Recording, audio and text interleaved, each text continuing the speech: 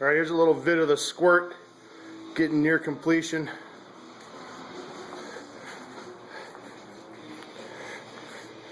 Perforated floorboards are installed, powder coated. Got the driver's seat in at least. And around the back. Got the motor in today thanks to some help from Dave.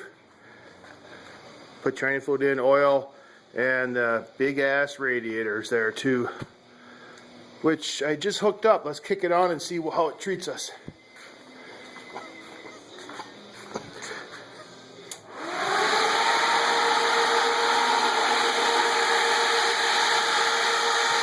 Woo!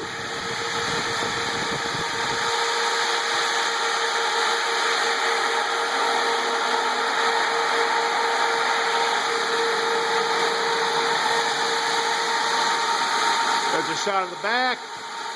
Or the front, whatever.